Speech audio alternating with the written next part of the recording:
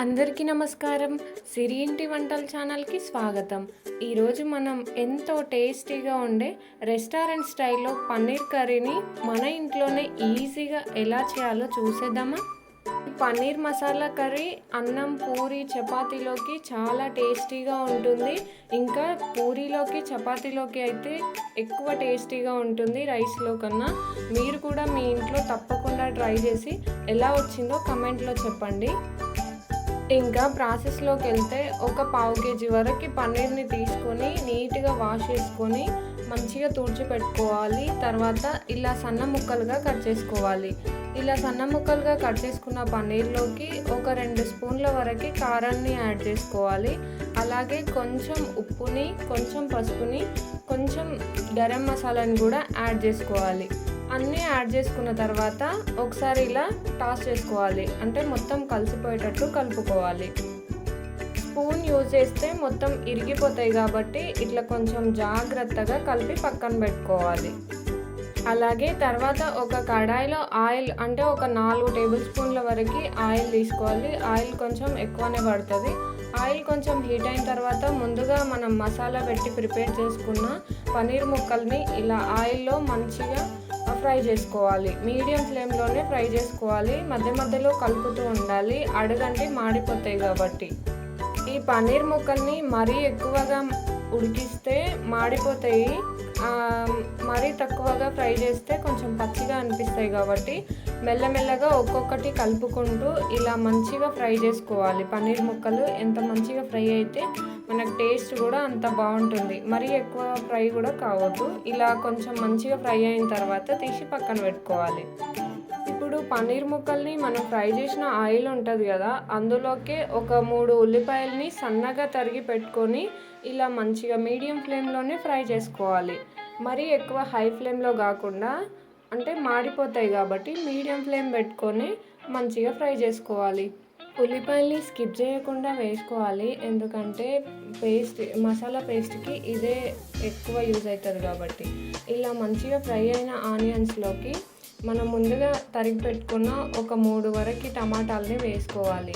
అంటే కొంచెం పెద్దగా కట్ చేసుకొని అయినా వేసుకోవచ్చు. తర్వాత అలాగే ఒక 10 వరకు జీడిపప్పు పలుకుల్ని వేసుకోవాలి. జీడిపప్పు పలుకులు వేయడం వల్ల మనం గ్రేవీ అనేది టేస్టీగా ఉంటుంది కాబట్టి ఇది కూడా స్కిప్ చేయకండి. అలాగే ఒక గుప్పెడు వరకు కొత్తిమీరని యాడ్ చేసుకోవాలి.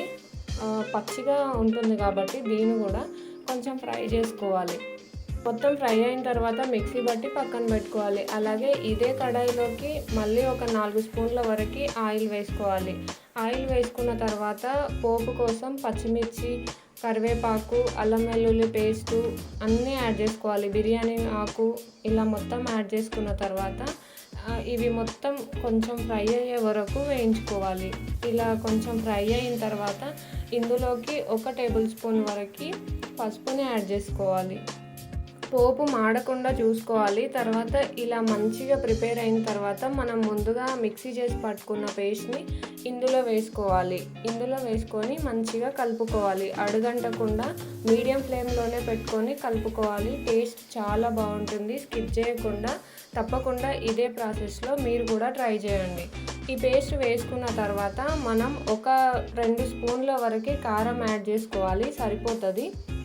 కొంచెం పెద్ద స్పూన్ని యూజ్ చేసుకోవాలి. అట్లయితే సరిపోతుంది. చిన్న స్పూన్ అయితే ఒక 4 స్పూన్ల వరకు యాడ్ చేసుకోవాలి.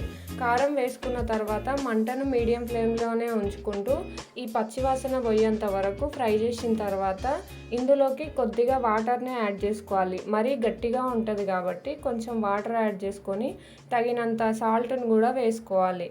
సాల్ట్ కూడా వేసిన తర్వాత కొద్దిగా ధనియా పౌడర్ని, అలాగే కొద్దిగా గరం మసాలాని యాడ్ చేసుకొని, అలాగే తప్పకుండా మీరు వేసుకోవాల్సింది కసూరి మేతి వేయడం వల్ల టేస్ట్ చాలా బాగుంటుంది. తర్వాత ఇందులోకి సన్నగా తరిగి కడిగి పెట్టుకున్న కొత్తిమీరను కూడా యాడ్ చేసుకోవాలి ఫైనల్గా. ఇది కూడా స్కిప్ చేయకండి, తప్పకుండా వేసుకోండి. ఇలా అన్ని మసాలాలు వేసుకున్న తర్వాత మనం ఇలా అడుగంటకుండా కొంచెం కలుపుకొని ఈ మసాలాని మొత్తము ఒక 5 నిమిషాల వరకు ఉడికించుకోవాలి. మనం ఇప్పుడే అన్నీ వేసుకున్నాం కదా, అవి కూడా కొంచెం ఫ్రై అయ్యే వరకు ఉడికించుకోవాలి. ఇలా చూడండి ఎంత మంచిగా కనిపిస్తుంది కదా. ఇట్లా ఆయిల్ మొత్తం పైకి తేలేంత వరకు ఫ్రై చేసుకున్న తర్వాత మనం ముందుగా రెడీ చేసి ఫ్రై చేసుకున్నాం కదా పన్నీర్ ముక్కల్ని, అవి వేసుకొని కలుపుకోవాలి. ఎక్కువగా మరీ కలపకుండా ఇట్లా మామూలుగా కలుపుతూ ఉండాలి, ఎందుకంటే అవి విరిగిపోతాయి కాబట్టి. ఇట్లా మంచిగా కలుపుకొని ఒక 5 మినిట్స్ ఉంచితే ఈ మసాలా పన్నీర్ ముక్కల్లోకి వెళ్తుంది కాబట్టి టేస్ట్ కూడా చాలా బాగుంటుంది. 5 మినిట్స్ తర్వాత స్టవ్ ఆఫ్ చేసుకొని తీసుకొని చూస్తే ఎంతో టేస్టీగా ఉండే పన్నీర్ మసాలా కర్రీ రెడీ. మనం ఇంట్లోనే రెస్టారెంట్ కంటే ఎక్కువ టేస్టీగా చేసుకోవచ్చు. రెస్టారెంట్కి వెళ్ళాల్సిన అవసరం లేదు, ఇంట్లోనే చాలా టేస్టీగా ఉంటుంది. పిల్లలైనా పెద్దలైనా చాలా టేస్టీగా తింటారు. మరీ ఎక్కువ మసాలాలు యూజ్ చేయకుండా ఇవన్నీ మన ఇంట్లోనే దొరుకుతాయి కాబట్టి తప్పకుండా మీరు కూడా మీ ఇంట్లో ట్రై చేసి ఎలా వచ్చిందో చెప్పండి. ఇంకా మరిన్ని రెసిపీస్, ఇంకా ఏమేమి వెరైటీస్ కావాలో తప్పకుండా కామెంట్ చేయండి. చూడ్డానికి ఎంతో కలర్ఫుల్గా కనిపిస్తుంది కదా, టేస్ట్ కూడా అంతే బాగుంది. మీరు కూడా ఇదే ప్రాసెస్లో ట్రై చేసి కామెంట్లో చెప్పండి. మరిన్ని రెసిపీస్ కోసం సబ్స్క్రైబ్ మై ఛానల్.